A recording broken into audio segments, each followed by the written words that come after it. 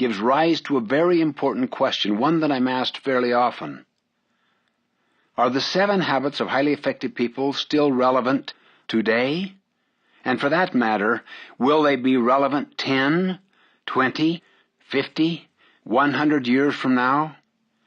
My answer is very simple. The greater the change and the more difficult our challenges, the more relevant the habits become. Why? What's the reason? Why would they become more relevant? It's because our problems and our pain are universal and increasing, and the solutions to the problems are and will always be based upon universal, timeless, self-evident principles common to every enduring, prospering society throughout history. I did not invent these principles. I take no credit for them. I've simply identified and organized them into a sequential framework. One of the most profound learnings of my life is this. If you want to achieve your highest aspirations and overcome your greatest challenges, identify and apply the principle or natural law that governs the results you seek. How we apply a principle will vary greatly and will be determined by our unique strengths, talents, and creativity. But ultimately, success in any endeavor is always derived from acting in harmony with the principles to which the success is tied. Many people do not think this way, at least consciously. In fact, you will increasingly find that principled solutions stand in stark contrast to the common practices and thinking of our popular culture. Allow me to illustrate this contrast with a few of the most common human challenges we face. First, fear and insecurity. So many people today are gripped with the sense of fear. They fear for the future. They feel vulnerable in the workplace. They're afraid of losing their jobs and their ability to provide for their families. This vulnerability often fosters a resignation to riskless living and to codependency with others at work and at home.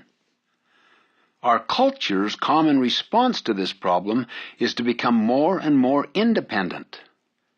People say, I'm going to focus on me and mine. I'll do my job, I'll do it well, and then get on to my real joys off the job. Independence is an important, even vital value and achievement. The problem is, we live in an interdependent reality, not an independent one, and our most important accomplishments require interdependency skills, well beyond our present abilities. Second, I want it now. People want things, and they want them now. I want money, I want a nice big house, a nice car, the biggest and best entertainment center. I want it all, and I deserve it. Though today's credit card society makes it easy to get now and pay later, economic realities eventually set in, and we are reminded sometimes very painfully that our purchases cannot outstrip our ongoing ability to produce. Pretending otherwise is unsustainable. The demands of interest are unrelenting and unforgiving. Even working hard is not enough. With the dizzying rate of change in technology and increasing competition driven by the globalization of markets and technology, we must not only be educated, we must constantly re-educate and reinvent ourselves. We must develop our minds and continually sharpen and invest in the development of our competencies to avoid becoming obsolete. At work, the bosses drive results, and for a good reason. Competition is fierce. Survival is always at stake. The need to produce today is today's reality and represents the demand of capital. But the real mantra of success is sustainability and growth. You may be able to meet your quarterly numbers, but the real question is, are you making the necessary investment that will sustain and increase that success 1, 5, and 10 years from now? Our culture and Wall Street screams for results today. But the principle of balancing the need to meet today's demands with the need to invest in the capabilities that will produce tomorrow's success is unavoidable. The same is true of your health, your marriage, your family relationships, and your community needs. Third, blame and victimism. Whenever you find a problem, you will usually find a finger pointing of blame. Society is addicted to playing the victim. Such words as, if only my boss wasn't such a controlling idiot. If only I hadn't been born so poor. If only I had lived in a better place. If only I hadn't inherited such a temper from my dad. If only my kids weren't so rebellious. If only the other departments didn't mess up orders all of the time. If only we weren't in such a declining industry. If only our people weren't so lazy and without drive. If only my wife was more understanding. If only. Blaming everyone and everything else for our problems and challenges may be the norm and may provide temporary relief of the pain, but it also chains us to those very problems. Show me a man or woman who is humble enough to accept and take responsibility for their circumstances and courageous enough to take whatever initiative is necessary to creatively work their way through or around their challenges, and I'll show you the supreme power of choice. Fourth, hopelessness. The children of blame are cynicism and hopelessness. When we succumb to believing that we are victims of our circumstances and yield to the plight of determinism, we lose hope, we lose drive, and we settle into resignation and stagnation. We think, I am a pawn, a puppet, a cog in the wheel, and can do nothing about it. Just tell me what I should do. So many bright, talented people feel this and suffer the broad range of discouragement and depression that follows. The survival response to popular culture is cynicism. Just lower your expectations of life to the point that you aren't disappointed by anyone or anything. Expect nothing and you're never disappointed. The contrasting principle of growth and hope throughout history is the discovery that I am the creative force of my life. Fifth, lack of life balance.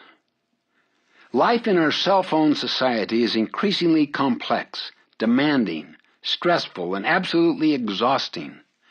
For all of our efforts to manage our time, to do more, to be more, and to achieve greater efficiency through the wonders of modern technology, why is it that we increasingly find ourselves in the thick of thin things, subordinating health, family, integrity, and many of the things that matter most in our lives and to our work? The problem is not our work, which is the sustaining engine of life. It's not the complexity or change. The problem is that our modern culture says, go in earlier, stay later, be more efficient, live with the sacrifice for now. But the truth is that balance and peace of mind are not produced by these. They follow the person that develops a clear sense of his or her highest priorities and who lives with focus and integrity toward them. 6. What's in it for me? Our culture teaches us that if we want something in life, we have to look out for number one. It says life is a game, a race, a competition, and you better win it. Schoolmates, work colleagues, even family members are often seen as competitors. The more they win, the less there is for you. Of course, we try to appear generous and cheer for other successes, but inwardly, privately, so many of us are eating our hearts out when others achieve. Many of the great things in the history of our civilization have been achieved by the independent will of a determined soul. But the greatest opportunities and boundless accomplishments of the knowledge worker age are reserved for those who master the art of we. We, not me.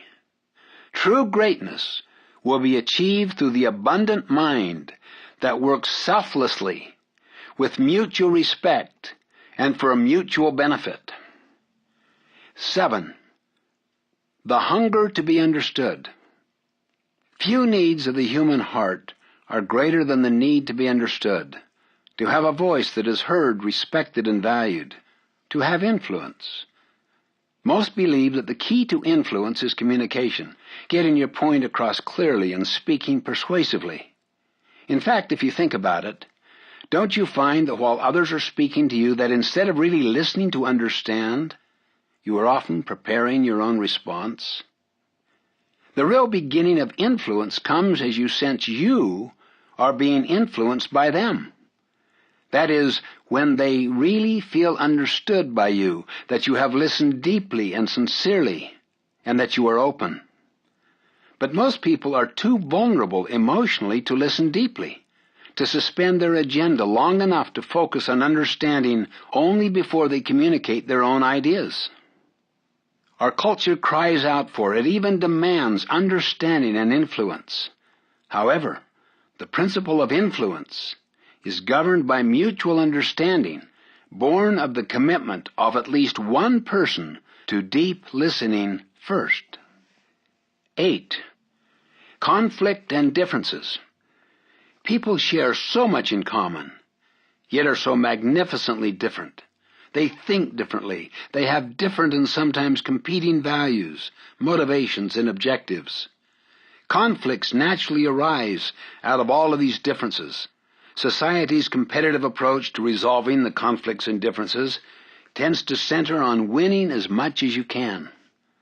Though much good has come from the skillful art of compromise, where both sides give a little, until an acceptable middle point is reached, neither side ends up truly pleased. What a waste to have differences drive people to the lowest common denominator between them. What a waste to fail to unleash the principles of creative cooperation in developing solutions to problems that are better than either party's original idea. 9. Personal stagnation. Human nature is four-dimensional: body, mind, heart, and spirit. Consider the differences and fruits of the two approaches. First, for the body. The cultural tendency is to maintain our lifestyle, to treat health problems with surgery and medication. Now, what's the principle? Prevent diseases and problems by aligning your lifestyle to be in harmony with established, universally accepted principles of health. Now let's look at the mind. The culture says, watch television, entertain me. What's the principle? Read broadly and deeply, continuous education. Let's look at the heart. The culture says, use relationships with others to forward your personal selfish interests. But what's the principle? Deep, respectful listening and serving others brings the greatest fulfillment and joy. And regarding the dimension of spirit, the culture teaches, succumb to the growing secularism and cynicism.